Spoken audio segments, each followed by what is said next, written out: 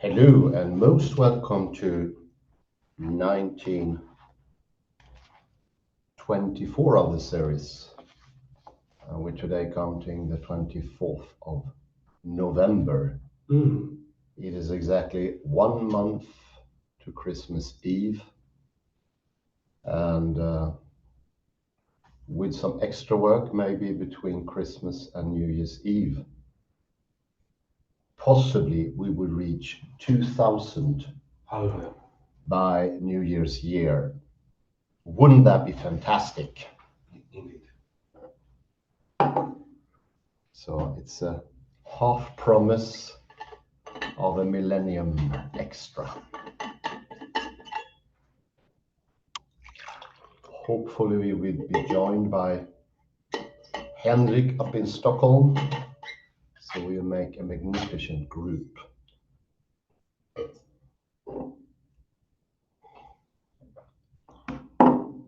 Let's see here. We will continue today with Wittgenstein's Philosophical Investigations by Paul Feyerabend.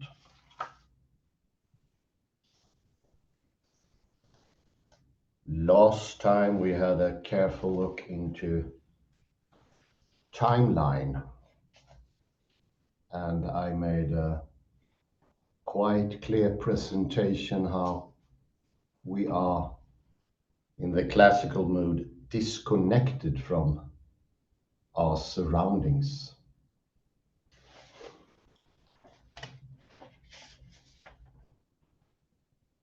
The mental or mental reading process, or the mental representation process, whatever you want to call it, is constantly, according to the private language interlocutor, active, doing its thing. So there is an extra add-on, constantly working and following the actions of speech parallel. And I thought about that since we made 1922. This is actually quite close to the Cartesian. René Descartes had an idea that the soul was disconnected from the world. So even the movement of the body had no connective whatsoever with the soul and the spirit. So the body was more or less like a robot, or that word didn't exist, but a piece of machinery that happened to move in the same speed as you wanted.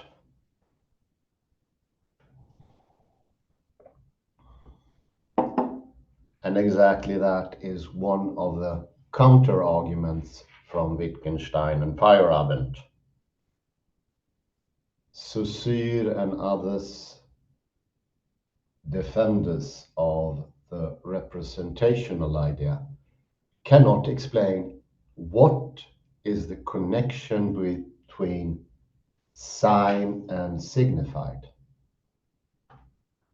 What is the connection between intention and extension?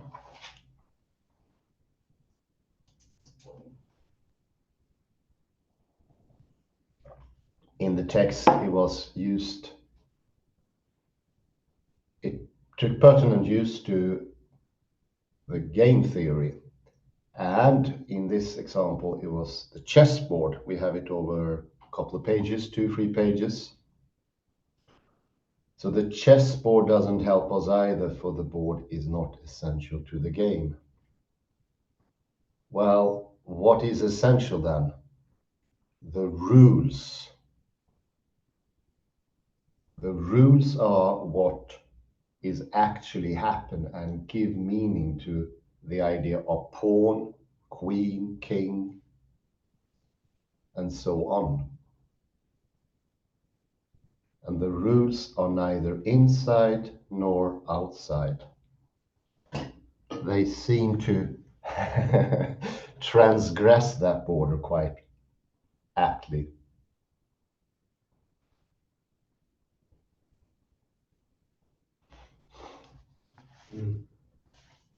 And as we mentioned in Francis Y. Lynn, the idea of checking if something is correct, like the internal, well, the diary case, maybe it's the most pertinent article we took there. And in the diary case, we see that there is no way to checking one's own memory. There are no criterions. The criterions are the rules. The rules makes it possible to understand whether it is the same memory we have or it is a different memory.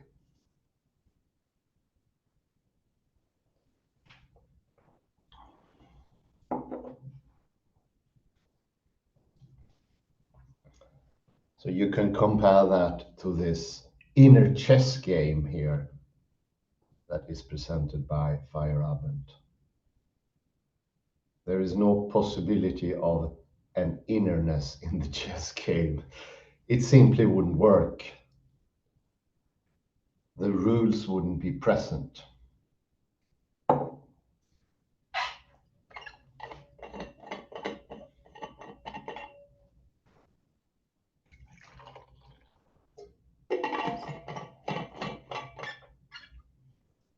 So what is put into question is the idea of an inner psyche, of decisions, of signs, of understanding as disconnected from the world. Yes, is the most famous brain in that once more, without a doubt.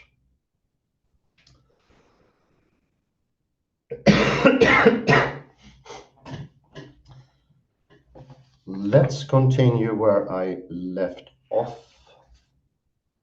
And that was on page 470. And this cliffhanger, what happened to B? So what did happen to B? We're going to find out here. And let me just put you into the context.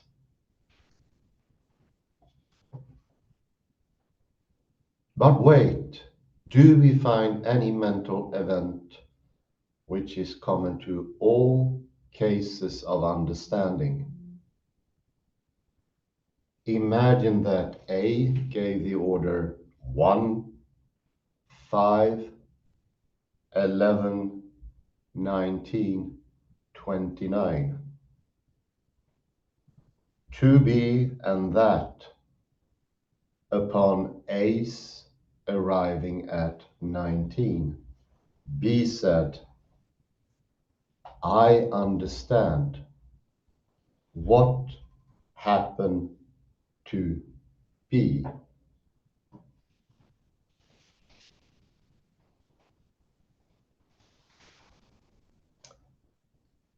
Various things may have happened.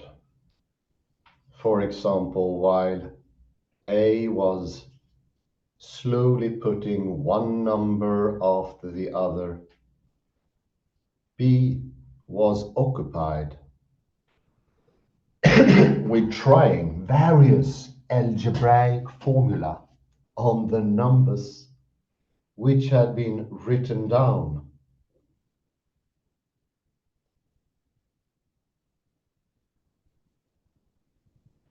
And after A had written the number 19, B tried the formula an equals n in square plus 1n minus 1.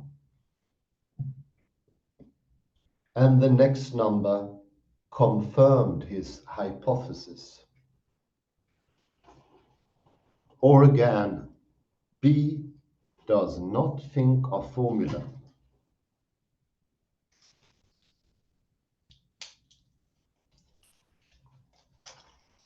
He watches A writing his numbers down with a certain feeling of tension, and all sorts of vague thoughts go through his head.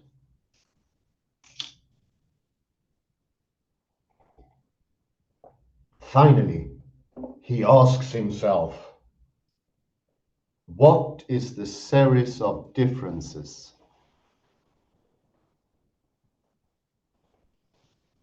He finds the series 4, 6, 8, 10 and says, now I can go on. Or he watches and says, yes, I know that series, and continues it.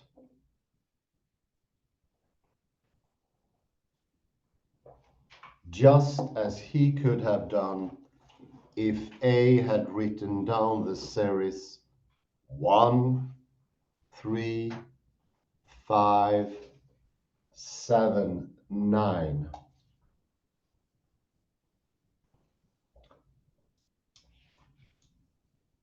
Or he says nothing at all and simply continues the series.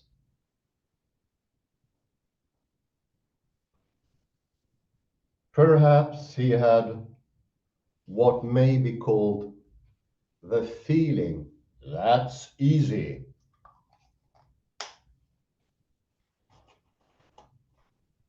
Easy, Easy. peasy. Easy. We can also imagine the case where nothing at all occurred in B's mind, except that he suddenly said, now I know how to go on. Perhaps with a feeling of relief.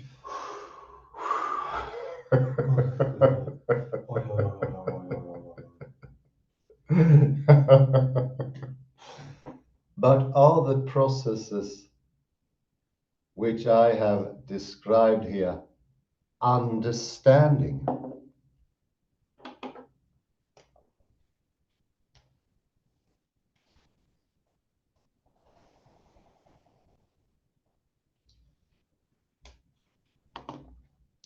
Is it not possible that a person who has the feelings just described is not able to write down the series as it was meant by A?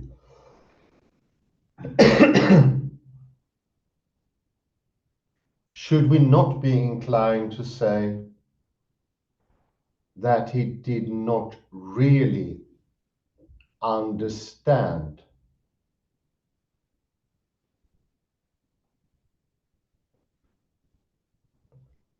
The application is still a criterion of understanding.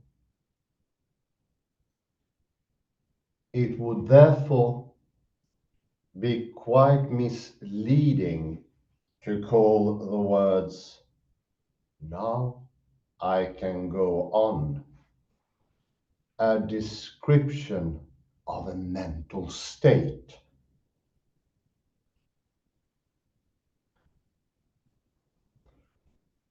One might rather call them a signal, and we judge whether it was rightly employed by what he, that is B, goes on to do.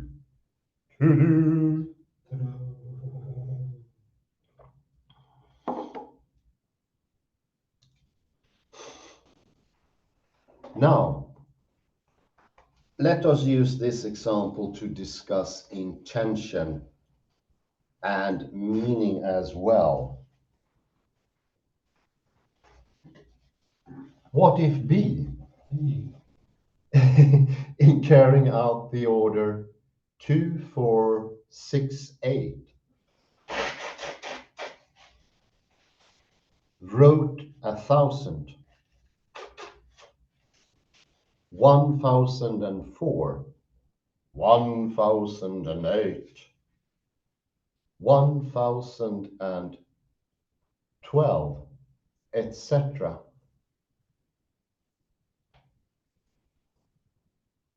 Of course, A will say, don't you see? You ought to write 2, 4, 6, 8.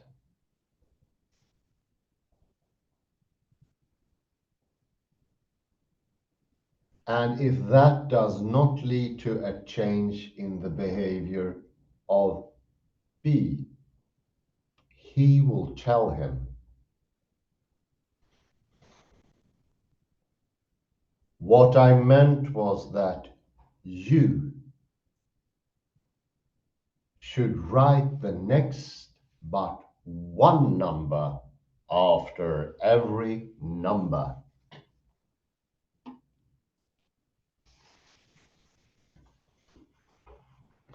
You wrote, and from this all those propositions follow in turn.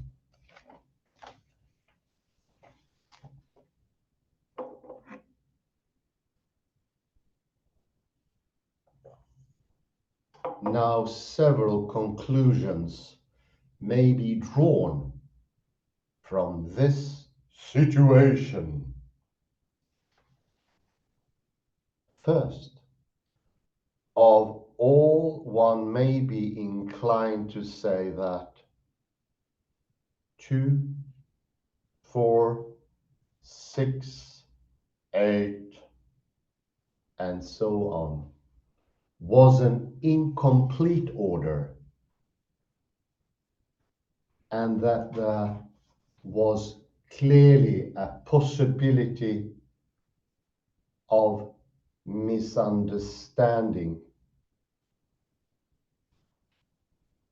Compare a similar argument in 19.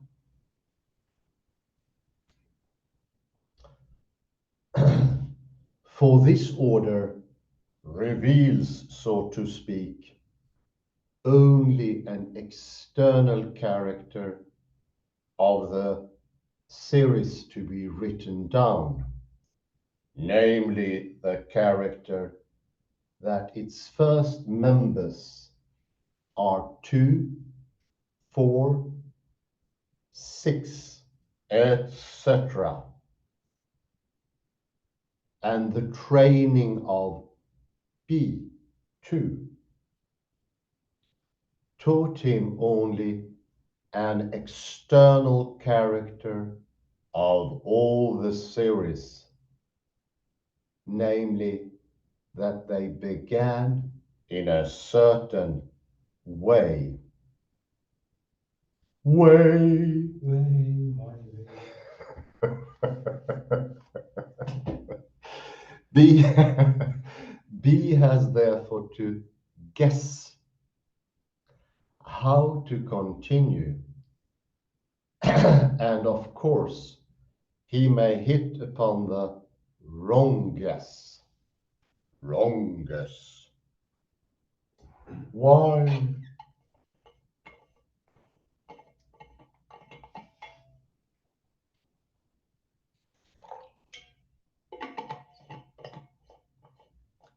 But the order, take the next but one,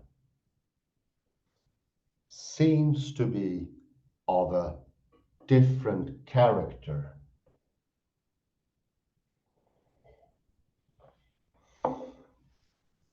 It contains, so to speak, the whole of the series in a nutshell. Not. Shell.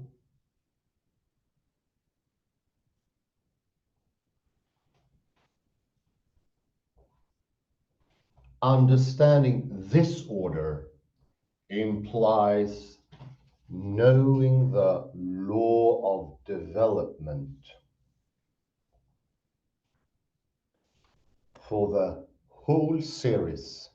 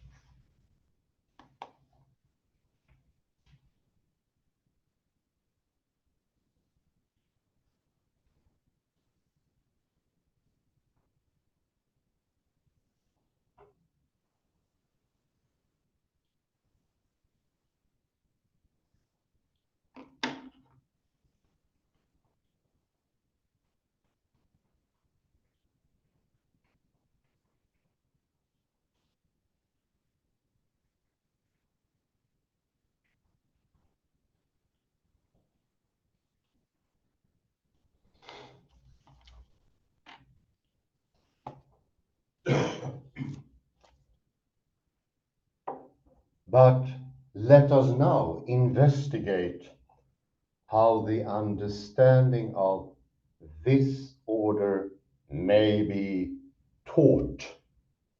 Taught. Taught. Taught.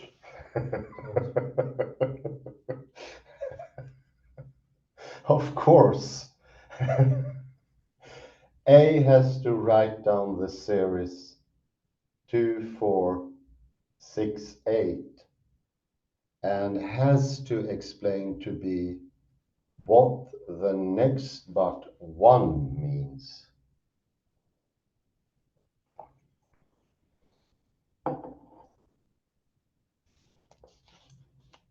He does so by comparing this series with 1, 2, 3, 4,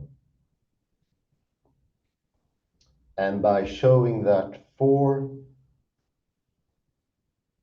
is the next but 1 to 2, etc. The explanation will therefore be similar to the explanation of 2, 4, 6, 8.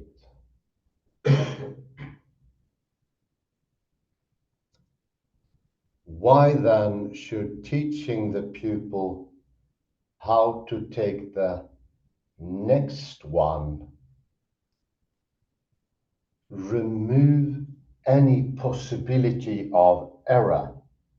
Error. Error. On the contrary, we can imagine that B has been taught how to use 2, 4, 6, 8, but that he does not know what the next but one means. Means, indeed.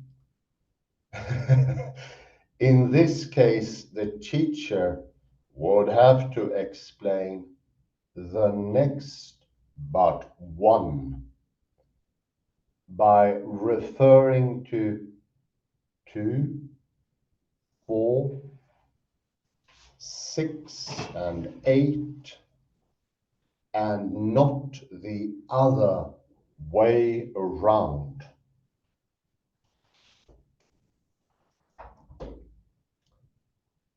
The same applies to algebraic formula.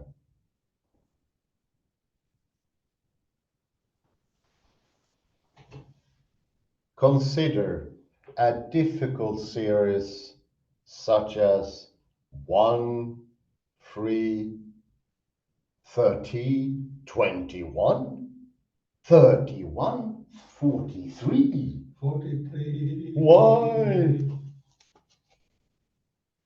it is not easily seen how this series might be continued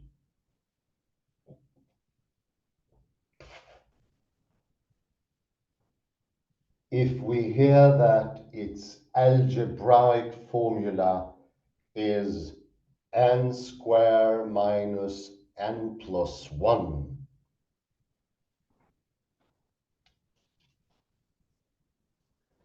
We are able to write down the next members at once.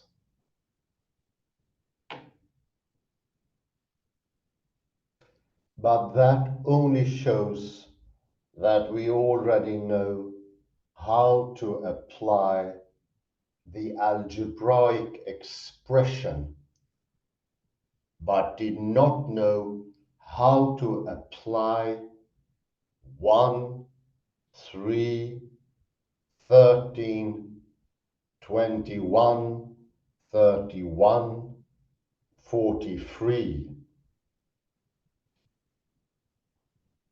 If the continuation of this series is ordered.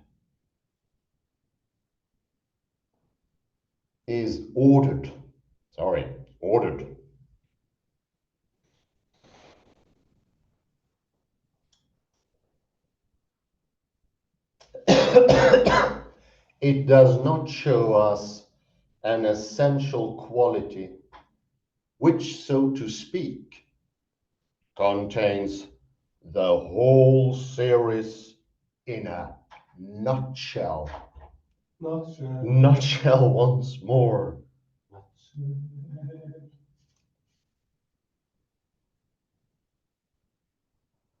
For an onlooker who is unacquainted with the formula as well as with the series, will have to learn how to apply the formula in developing series.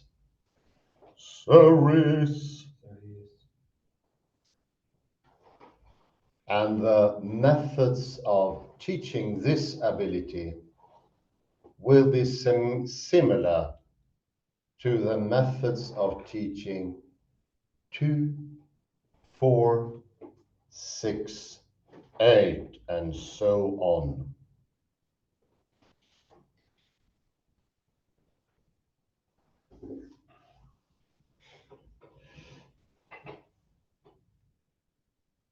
Let us return now to intention. Intention. Good timing.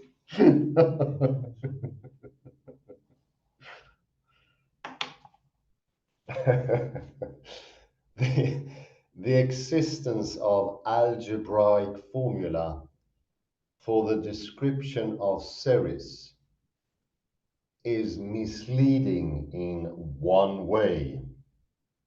Oh dear.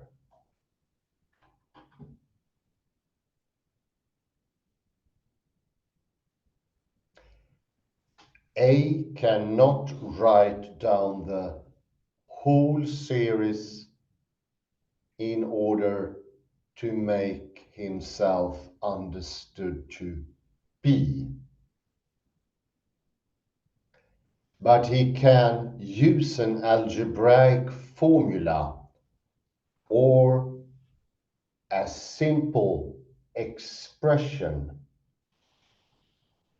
such as take the next but one. So here we have the equation.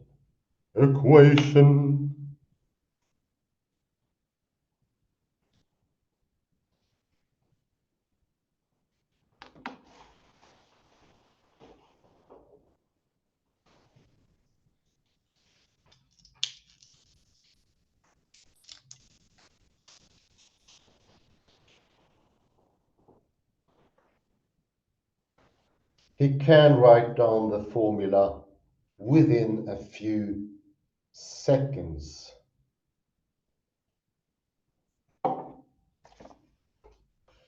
And one is therefore inclined to assume that meaning the series 1, 2, 3, 4 ad infinitum can be a mental act which occurs within a few seconds. Oh dear, a few seconds.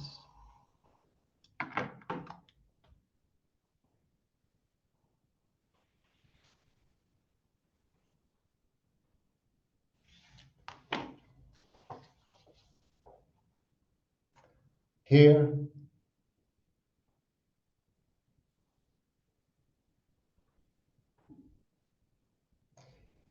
I should first of all like to say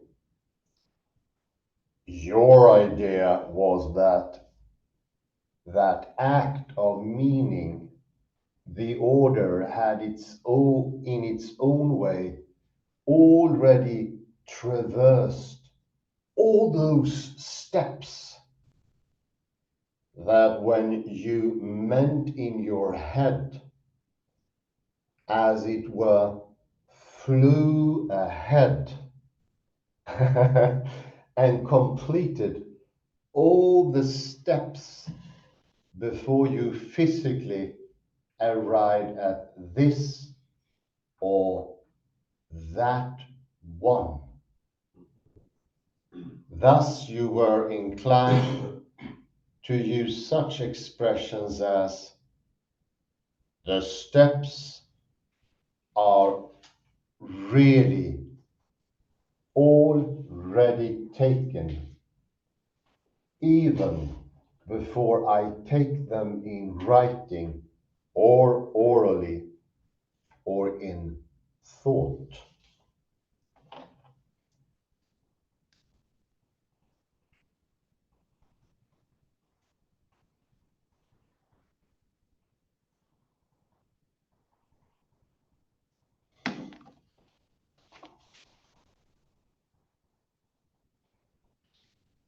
They are determined by the algebraic formula.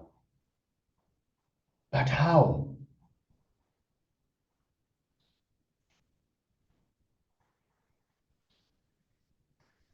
Surely thinking of the formula cannot help us. For one and the same formula may be used for different purposes.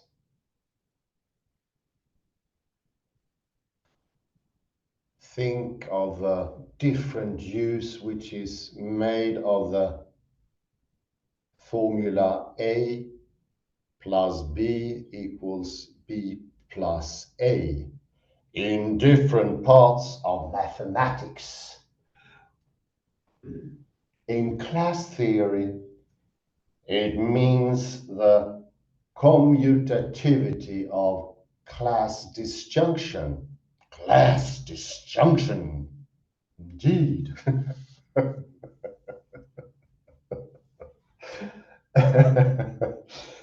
In algebra, it is used for expressing the commutativity of algebraic addition.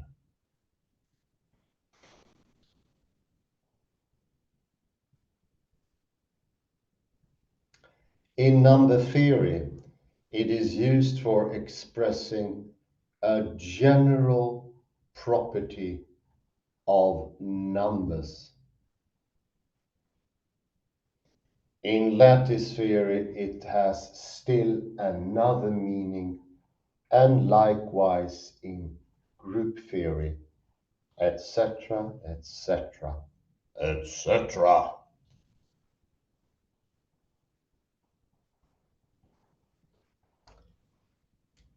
The imagining of the formula, if it ever does occur,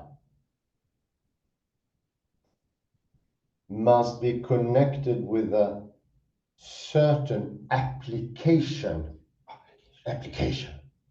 of the formula in order to provide us with the knowledge of its meaning and with the knowledge of the speaker's intention in using it.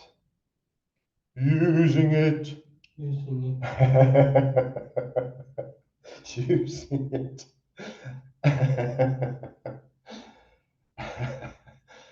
And as it is always possible to apply a formula in many different ways, we have to observe how it is applied in a particular case.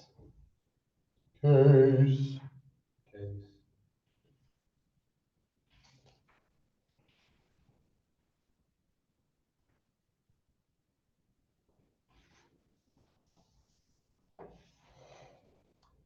By a particular mathematician in order to determine his way of using the formula and thus what he means when he utters the formula.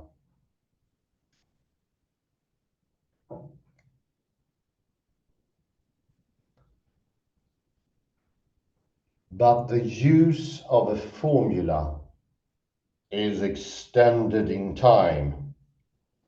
Extended.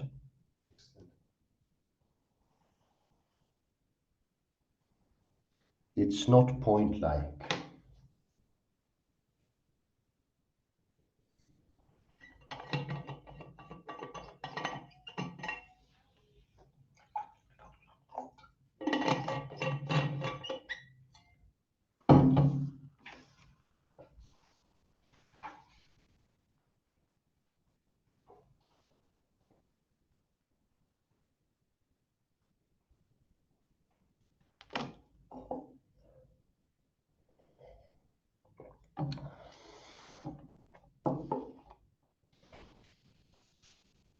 And therefore,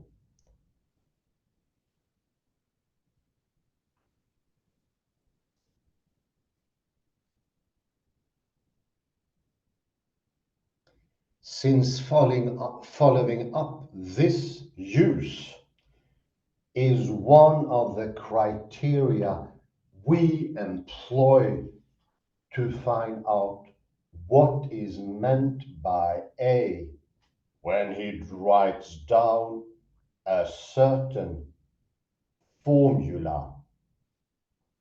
We cannot say meaning something is a mental event. It may now be said the way the formula is meant determines which steps are to be taken. What is the criterion for the formula is meant?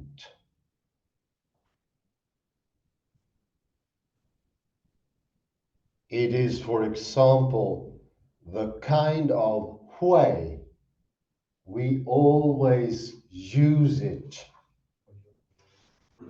the way we are taught to use it. Oh. Indeed.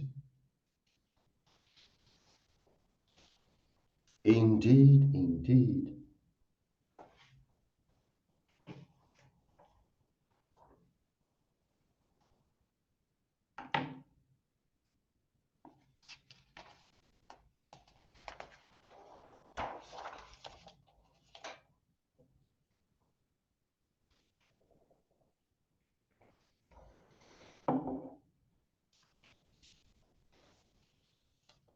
D. Another criticism of the idea that meaning is a mental activity derives from the fact that sometimes it is calculation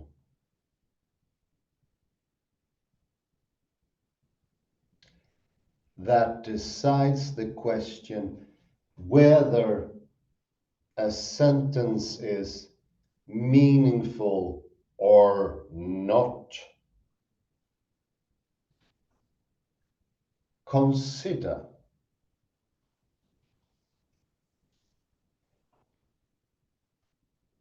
the sentence, I have a number of friends, and n squared plus 2n plus 2 equals 0. How does that work? Does this sentence make sense? Does it? Ouch, ouch. Assuming that a sentence is made meaningful by connecting its utterance with a certain mental content, we should conclude that there is no difficulty. We have only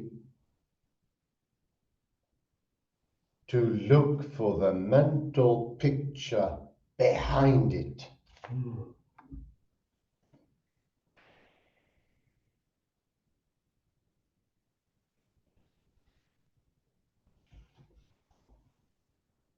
And that will teach us how to judge.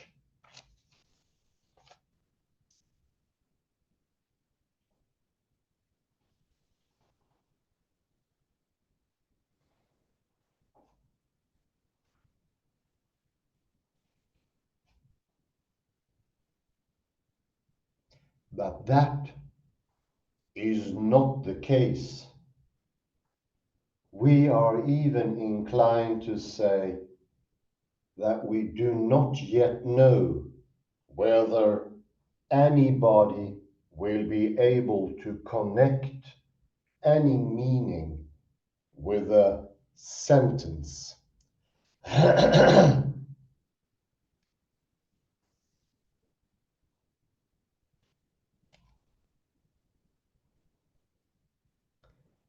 That is, according to the theory we are discussing at present,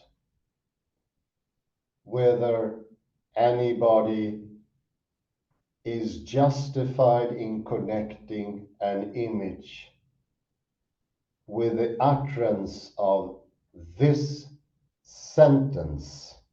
Sentence. I sentence you.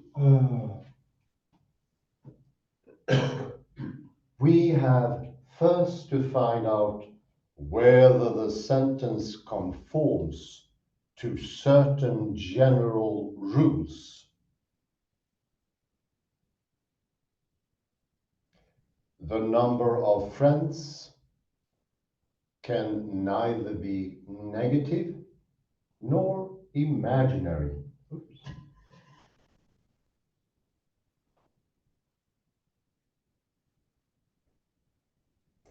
And we do so by calculating. Indeed.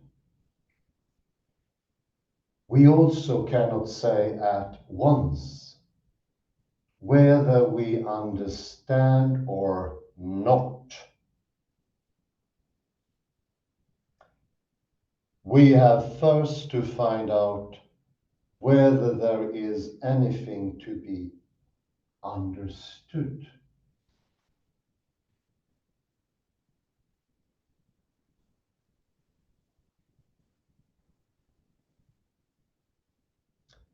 That is, whether we understand or not can again be found out by a process of calculation only.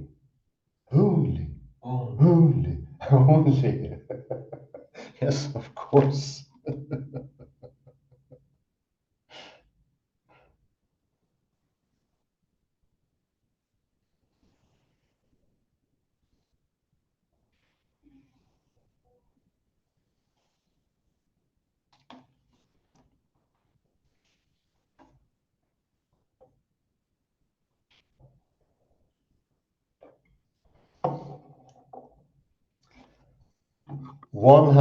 One has therefore to realize that we calculate, operate with words, and in the course of time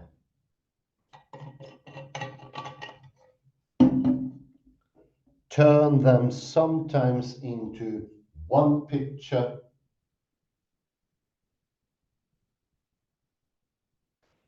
sometimes into another.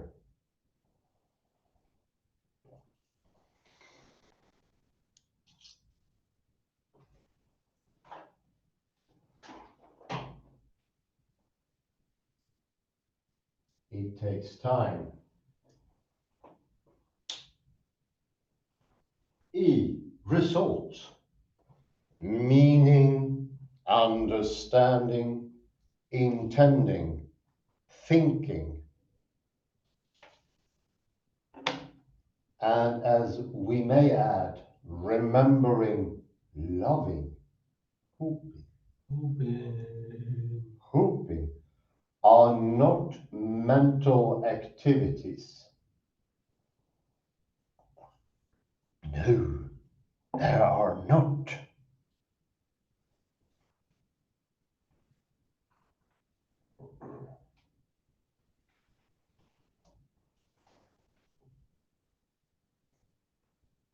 The criteria by which we decide whether or not A is thinking of, intending to do, meaning, etc., do not relate only to the moment of intention, the thought, the understanding.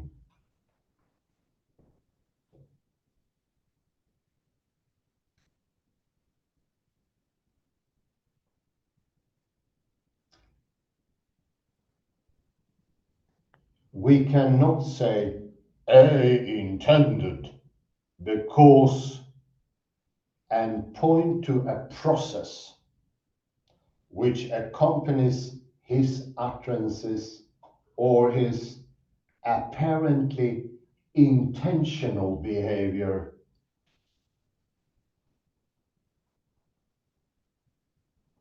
For no process could have the consequences of intending.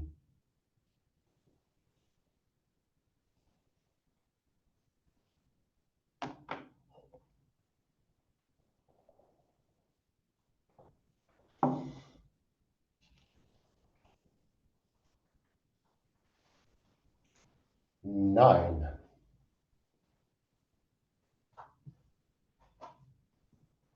The last section was devoted to the discussion of possible objection against an instrumentalist theory of language,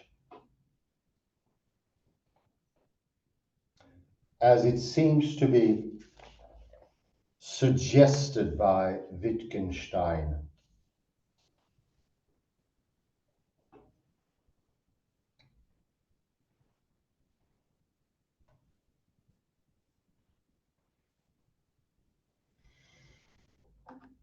The objection was founded on the idea that words are meaningful because we mean something when uttering them. Uttering.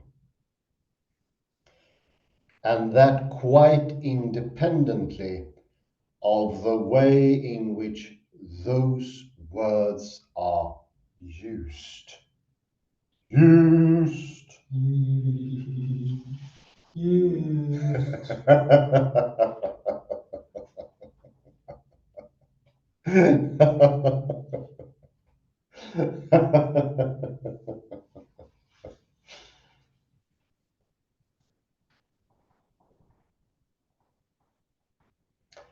But it turned out that in deciding whether somebody is really meaning something when uttering a sentence, we are thrown back on observation of the way he uses certain elements of speech, and that therefore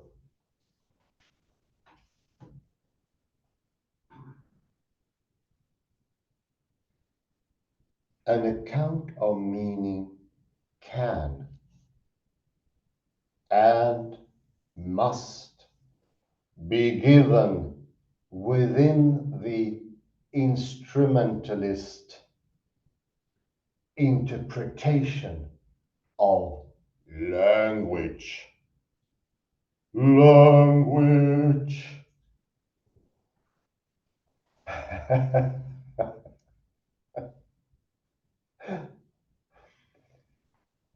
Meaning is not something that needs consideration apart from the description of the way certain expressions are used by the speaker or by other people with whom he is trying to communicate. Communicate. Communicate. Communicate.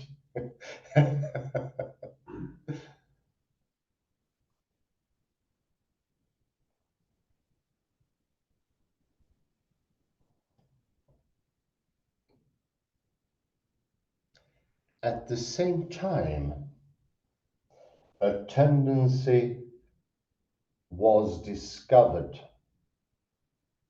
namely the tendency to hypostasize feelings where there are none. No. None. No objection to the instrumentalist interpretation seemed to be left but one.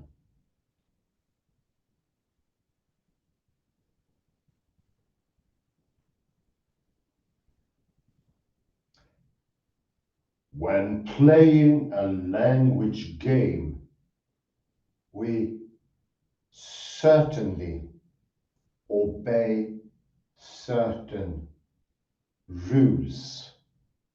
Rules. Thus, the idea is suggested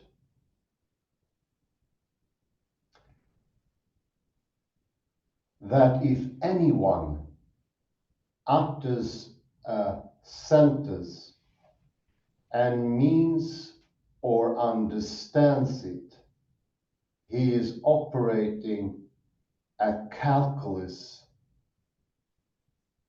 according to definite rules.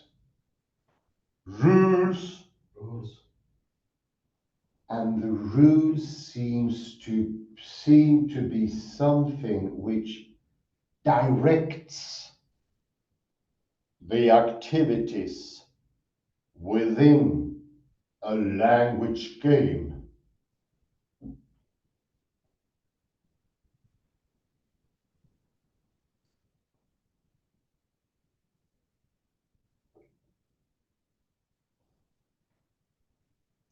Which therefore cannot be described in terms which are useful for describing the working of the language game itself. Language game itself. Itself.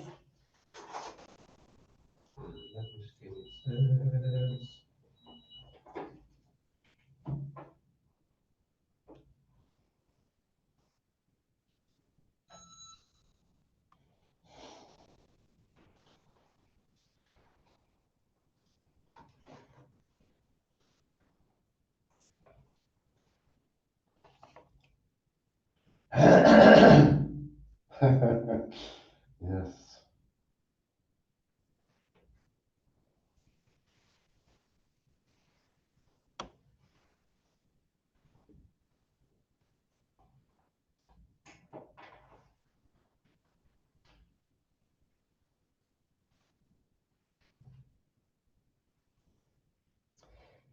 It is this idea which we have to treat last.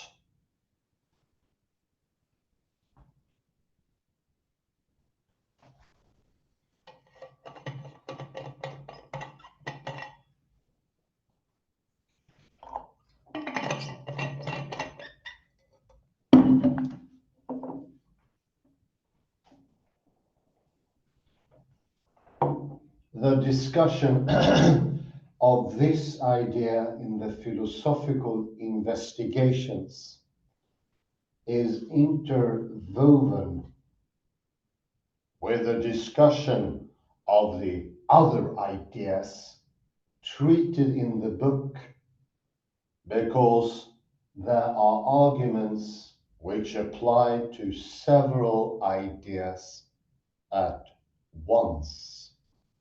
At once. Advance. Indeed, at once.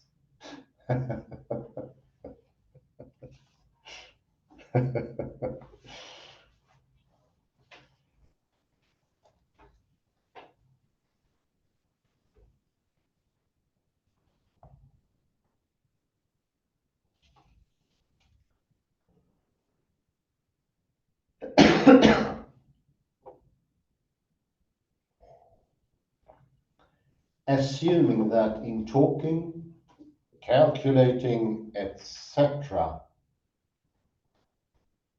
we are acting in accordance with certain rules, leads at once to the following question. Question. How am I able to obey a rule? How? How?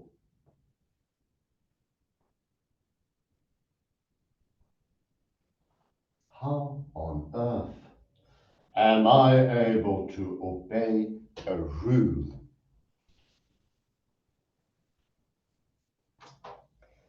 For on the one hand, it seems to be the case that the rule,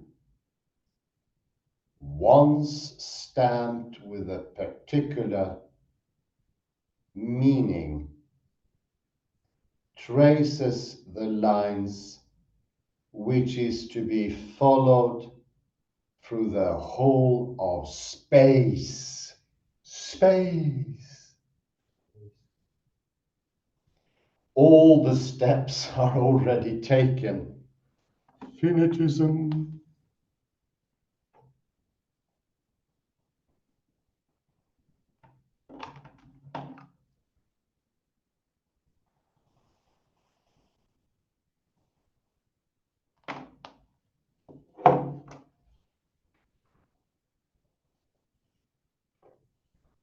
But if something of that sort really were the case, how would it help?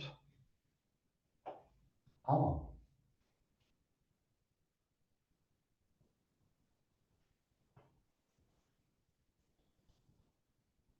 For is there not always the possibility of interpreting the rule in a different way? Oi, oi, oi, oi, oi, oi. Ouch, ouch, ouch. And how are we to know which interpretation is the right one?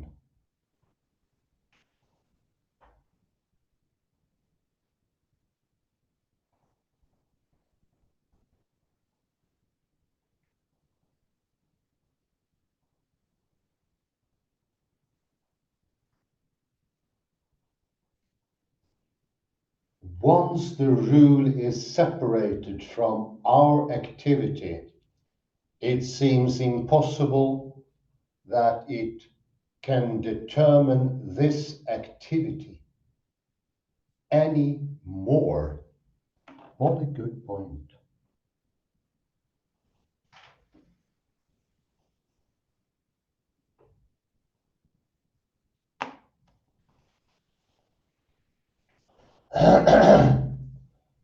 For it may try to make itself known to us by mental events, grasping the rule, by a book which contains all the rules of the language game to be played, etc.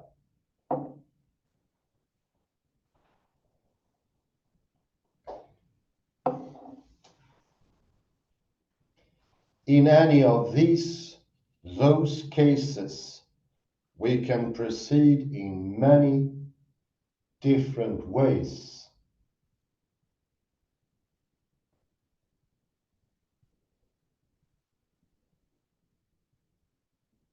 Depending on how we interpret, that is, how we use the mental picture, the book, in the course of our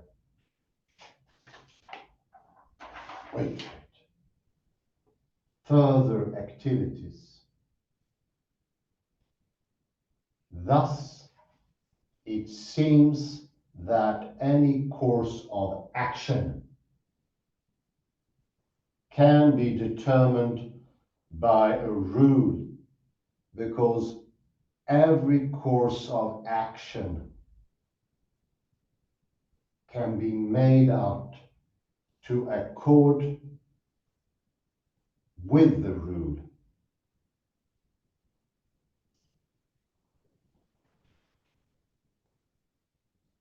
But what this shows us is that there is a way of grasping a rule, which is not an interpretation, but which is exhibited in what we call obeying the rule and going against the actual cases. Against it in actual cases. In actual cases, very good. That will become clear from the following example.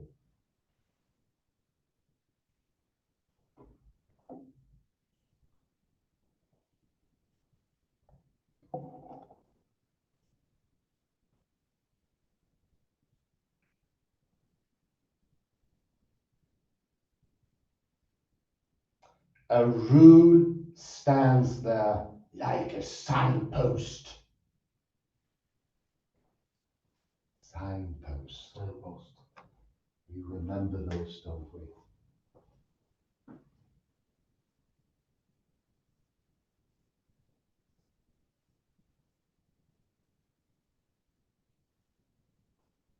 Signpost on Mars.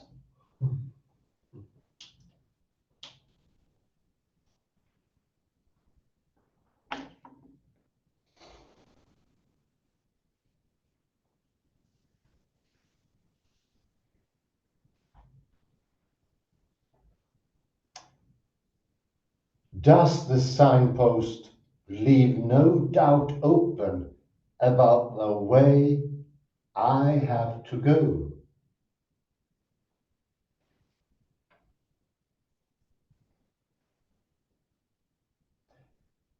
Does the signpost leave no doubt about the way I have to go. Remember chirality. Does it show which direction I am to take when I have passed it?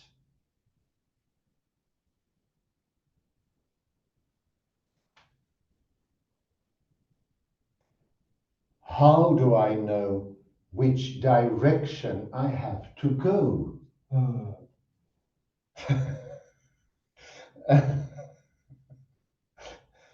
If that means I have reasons, the answer is my reasons will soon give out.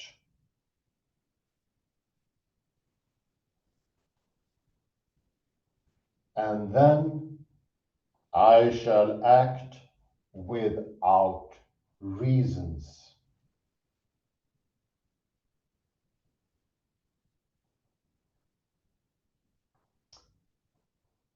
When someone whom I am afraid of orders me to follow the signpost, I act quickly,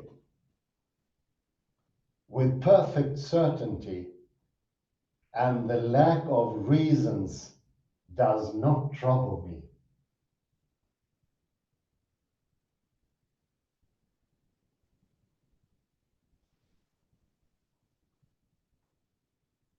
(212), it's a note that's quite important, with to continue the series replaced by to follow the signpost. It makes some difference. It adds for clarity.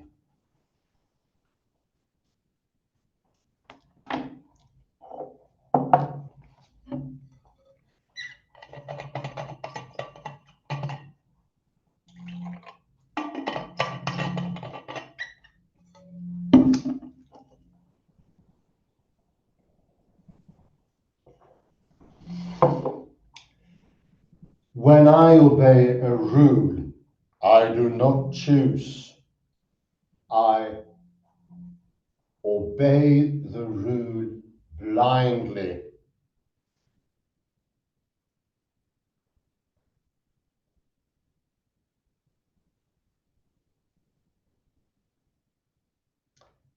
Let us now assume a land where everybody, on seeing a signpost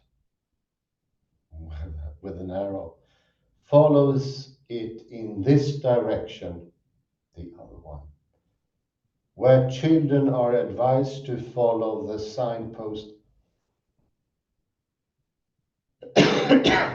in the way indicated, where foreigners who are in the habit of going when they see a signpost like this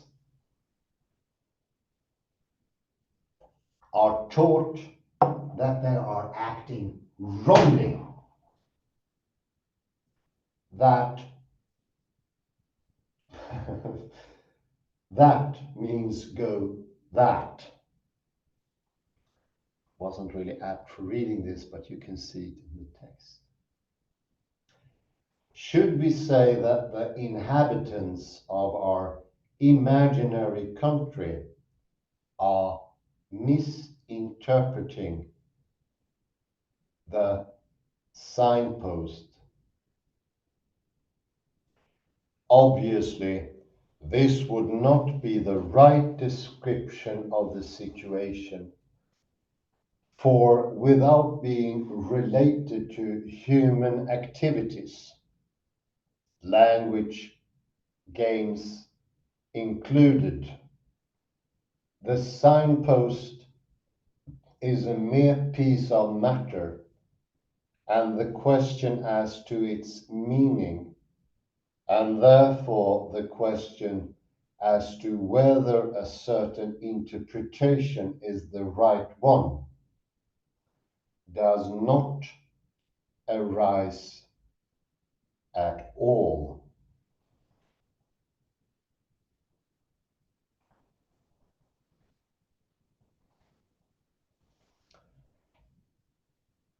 apply this to language games in general. You jumped over one part. Oh, sorry, yeah. Now it's using the signpost. Thank you very much, Kalle. Now it is using the signpost in a certain way. That is, behaving in a certain way in the presence of the signpost. That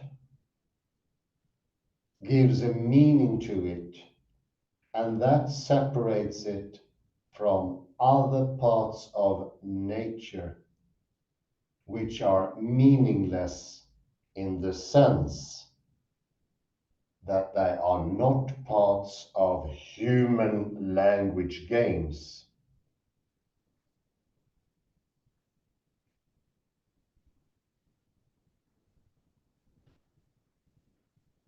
But behaving in this way is also called obeying the rules.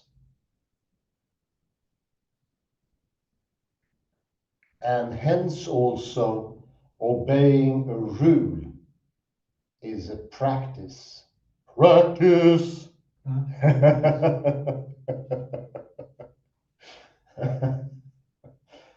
and and to think one is obeying a rule is not to obey a rule.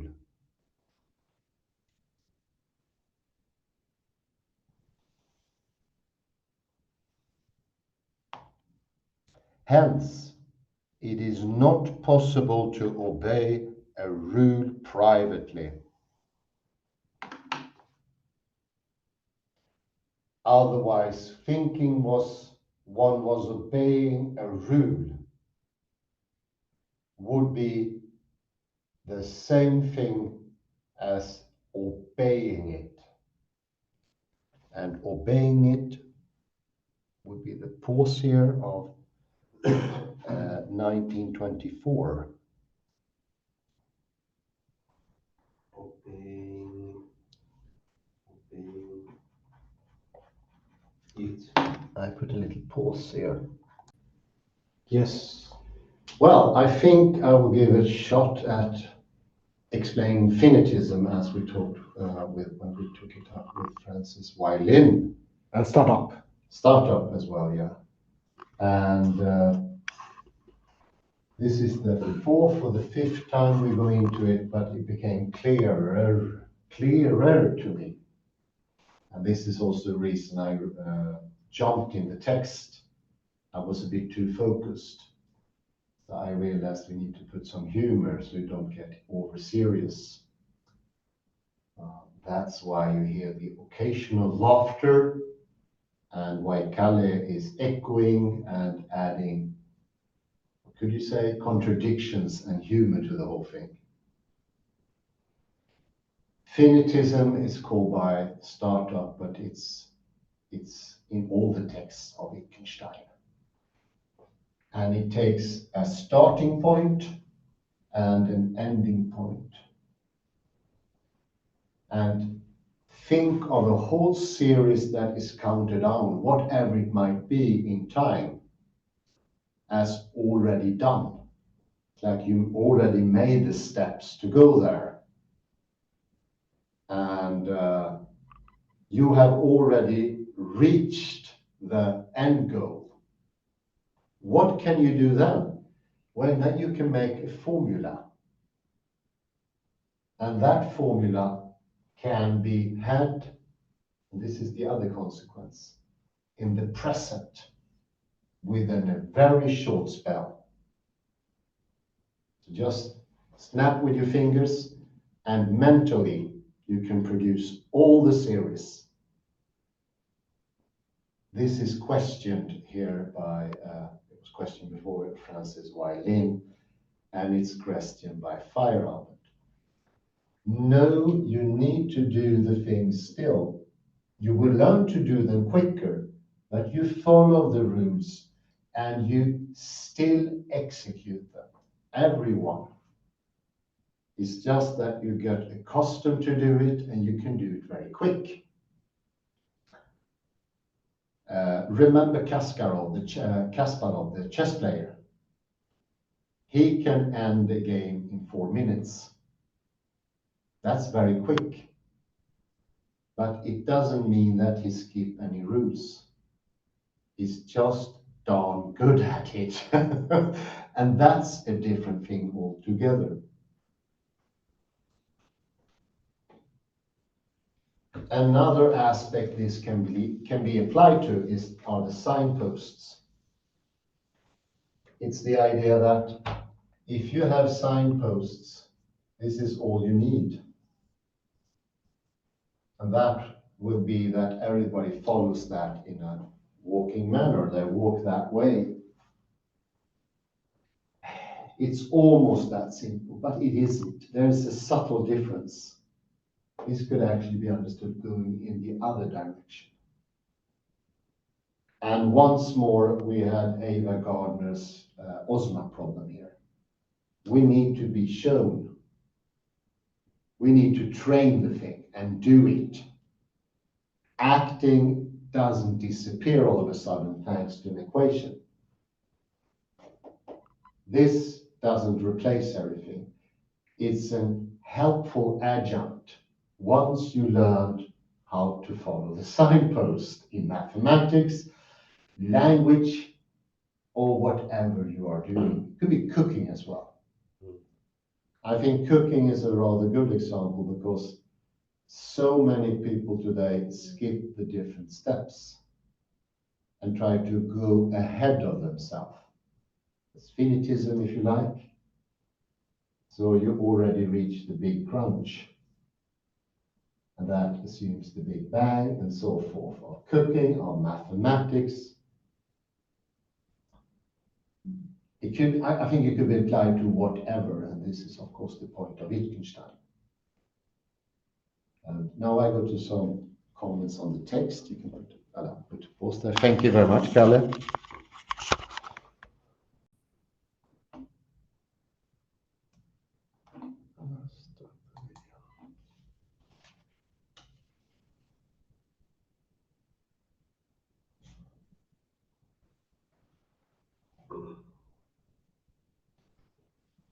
So in a nutshell, as was mentioned actually 2 times, we noticed this in the text, a sort of repetition by Feyerabend, or probably the translator, I'd say. If we go the last line on the quote here, go up a bit, there's a quote there. But are the processes which I have described here understanding? And this is what we're going to look into, is an equation understanding. Does it happen instantaneously or almost instantaneously? If we go to page 471, say 12 lines down on that single paragraph, beginning with it. It contains, so to speak, the whole of the series in a nutshell. Understanding this order implies knowing the law of development for the whole series. So the law of development is the equation I put on the whiteboard before. That's the law of development, you could say. But how can this order be taught? How do we know it? That is more of the question. So we go down on the page.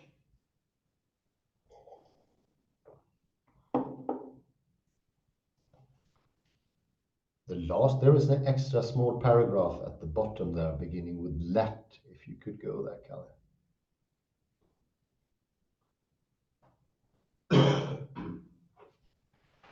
So the intention once more. The existence of an algebraic formula For the description of series is misleading in one way, not always, in one way. A cannot write down the whole series in order to make himself understood to be, but he can use an algebraic formula or a simple expression, such as take the next but one.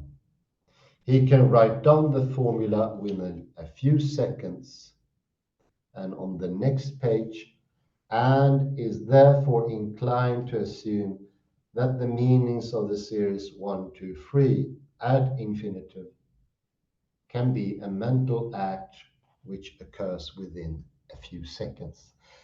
Here we have a duel. This is very good. We all make this mistake, and it's easily done because it's partially true. But it's the idea that everything is already present, and the formula helps us reach the end of everything. So the end is already there. And I realize more and more I do it in mathematics, obviously, but I do it in language and we do it in time, because this affects how we see time. The apocalypse in this sense is already here, but in a negative sense. Presentism is not a good thing here. I don't want to be judgmental. Wittgenstein is not judgmental, but it could be helpful in this instance, where we are right now. So don't take it to your hearts.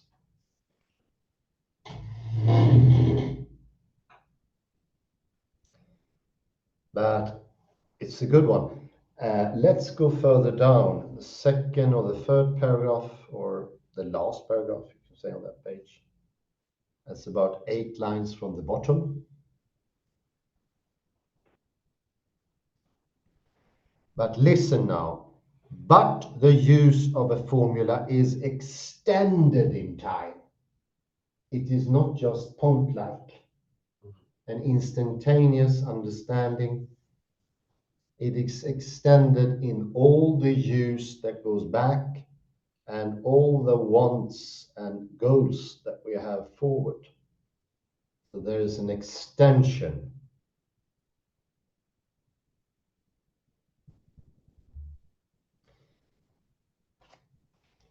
And if we go further down,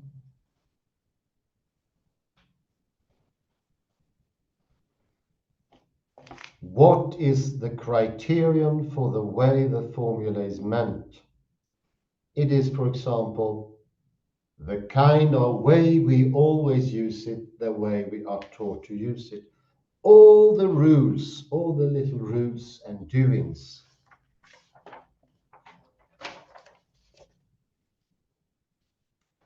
And here we have a good example. The fourth lane here. I have n friends and n squared plus 2n plus 2 equals 0. Does this sentence make sense? The point here, it doesn't. Although the sentence or the equation could be correct in some abstract way, but we are talking about friends here. Then it doesn't make sense. What does Feyerabend mean here? Well, he's helping us. He makes a really good help here. Stay in the real world. Don't leave it. We need this. We need the world to perform the rules. We need to learn how to follow the signposts.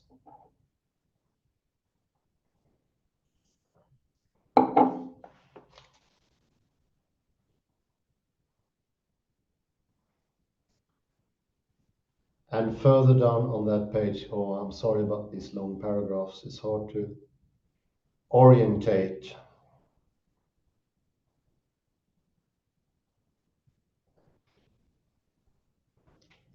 It's about the 5th line from the bottom of the first paragraph. Let's see if we can find it here. Yeah, there we have it. That is, we also cannot say at once whether we understand or not.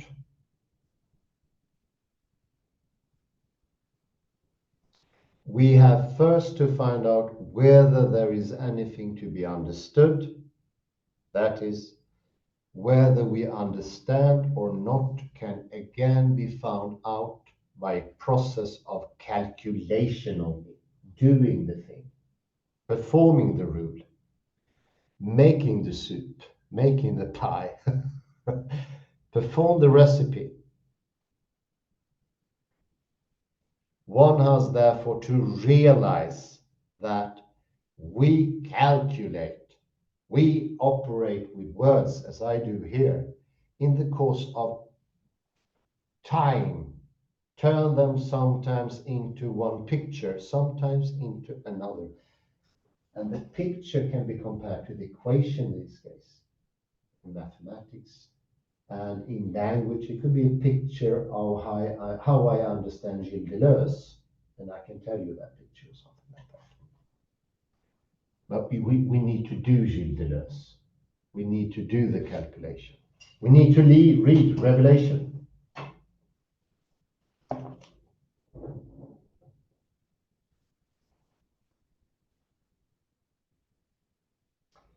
We go to the end of the second paragraph here.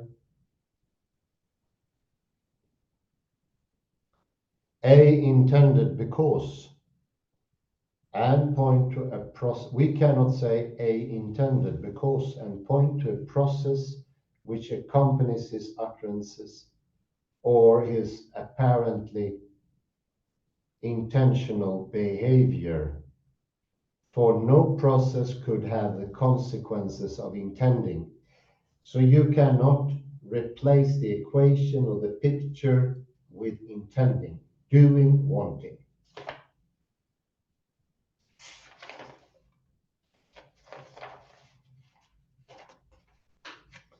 If you go to 474.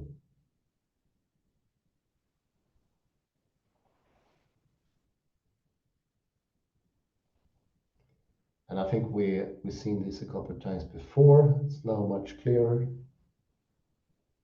5 lines or 4 lines into the second paragraph. It's quite good.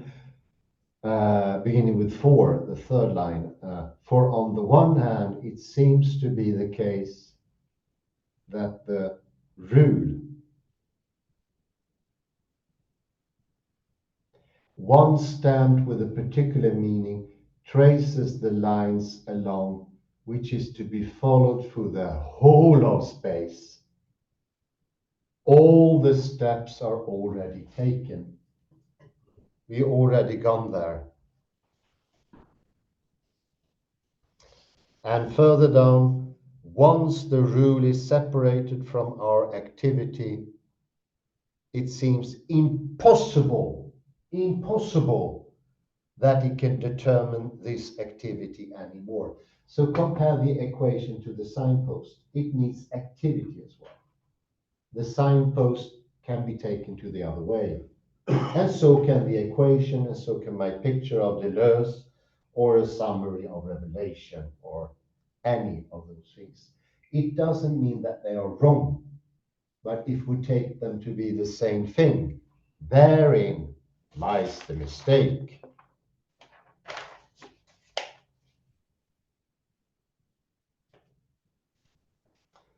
And to make this absolutely too clear almost, now I think we got it. The second paragraph here, about 12 lines down. So 212 in the parenthesis. You replace it with to continue the series, replaced by to follow the signpost.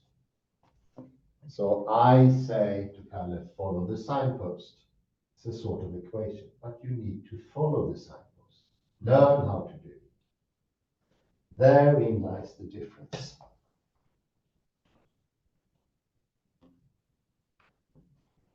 And the concluding remark I will read later. Now to comments of Kalle, the concluding remark is so.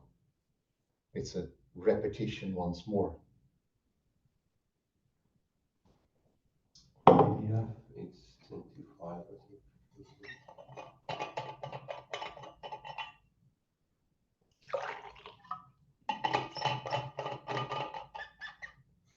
Ah, yes. This, so in this 472, 472.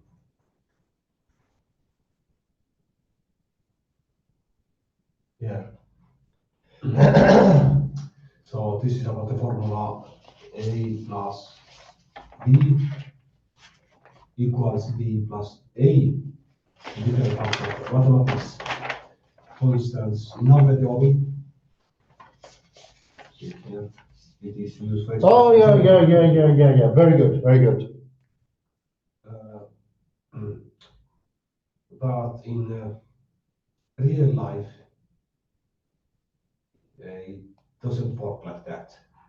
For instance,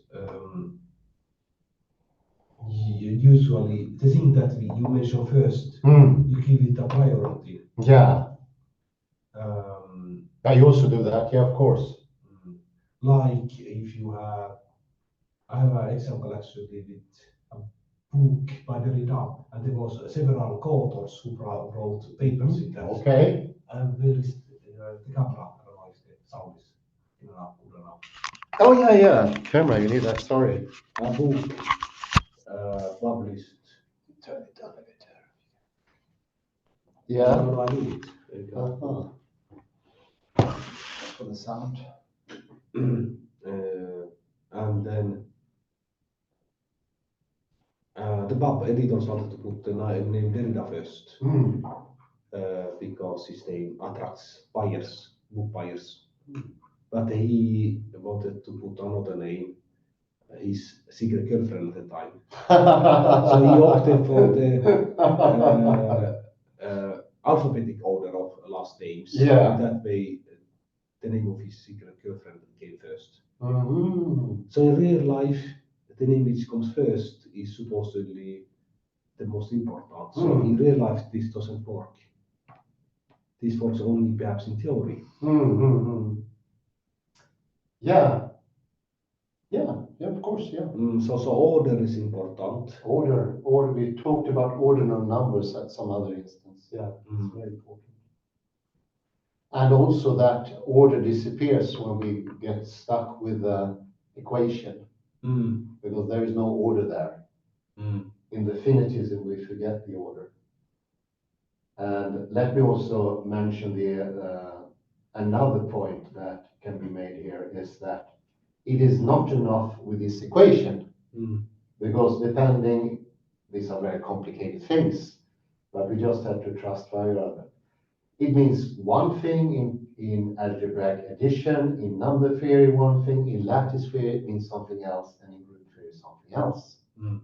So these things have widely different uses, and it doesn't mean anything like the same. And Kalle, you mentioned even one more here, that A plus B is before B plus A, because it comes first.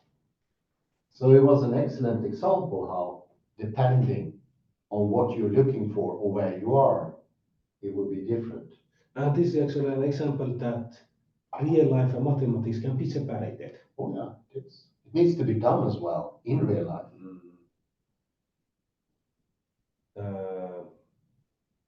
So we could put, instead of putting a very straight equation sign, we could put a wave.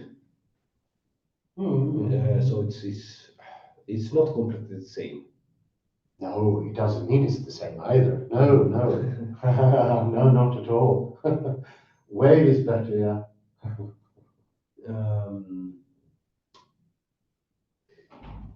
There's also difference in time. First you read this and then you read that. That takes time. Not a lot of time, but it takes a millisecond.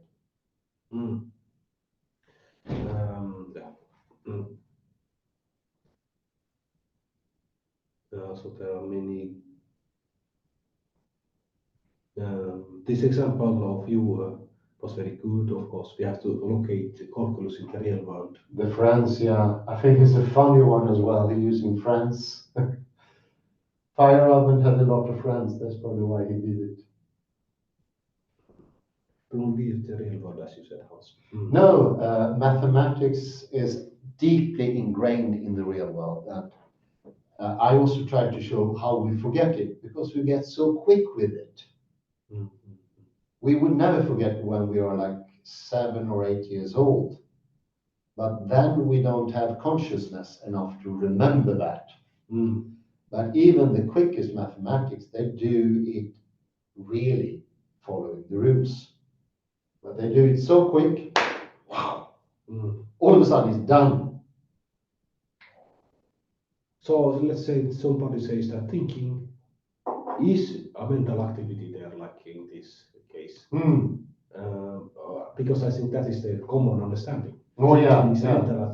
Everyone thinks that. So we could give an example of, let's say the number, say you say to me, Kalle, write down, continue the series, you say 2, 4, 6, 8. But I then, when you leave me at 8, I could take 9, for instance. Oh yeah. For some reason.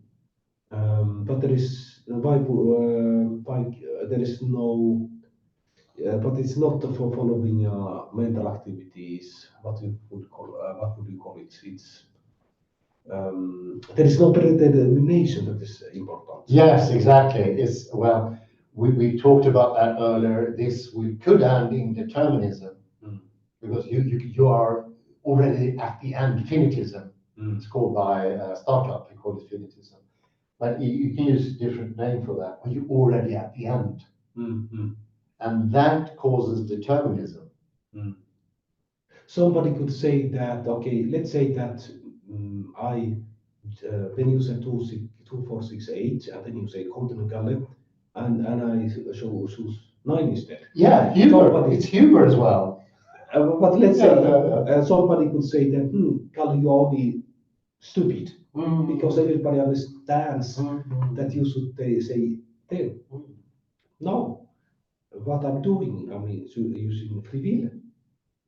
And exactly. Creativity. It's no, but you are not only creating social disharmony because you're not doing Hans says.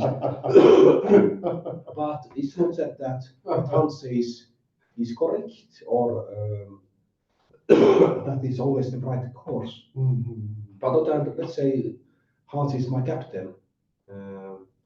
Yes, that's true. It could be wise. Most often it's wise to follow the captain in war, let's say 2 forces. But there can be extraordinary circumstances. Then it's wise to actually to take 9. Yes. And that is also the bonus asymmetrical thinking. And you often illustrate that with breaking what is perceived to be an equation or a rule. And those rules are usually unconscious as well, which makes them devilish. Devilish, I would say. And I would say this is also causes me to move in a preordained way. So I myself construct an idea, I have to do these things.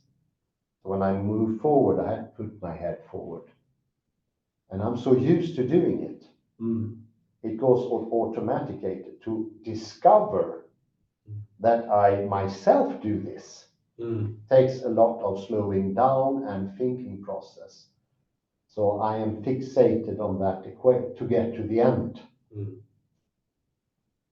But trust me, even the most advanced mathematician, even the deceased Stephen Hawking, he did the roots like very, very quickly, like in a flash. But he still had to perform each and every one. There's still a reality. We're not disembodied. Yes, and as late as this week, last Tuesday in Borås, I had a breakfast at the Pentecostal church. They give free breakfasts sometimes. And so I was sitting at the table. We had a conversation, and a man then said, are we not robots? I don't know. he seemed serious, and there was no room for really time for any discussion. But let's say somebody says, "Yeah, we're not really robots." Then you could actually give this example, a simple example. Okay, tell me. I say to you, you have to follow what I say, 2, 4, 6, then follow on your own. And then, okay, you might follow actually, you can do them correctly. Then it might seem that you're a robot. But if you want to show creativity, you leave it. Yeah, definitely. There's one just recent viral thing on YouTube. This very good anthropologist, psychologist, what's his name? No Free Will. Robert Sapolsky. What the name? You have to choose easier names. His name is, no, that's rather, I really like Sapolsky, but he's now become very famous. You see, it's just a couple of months ago. Robert Sapolsky. Robert, yeah. Let me write it. Share the screen. There's no free will. I think that's the most common conclusion among people today because of this equation idea.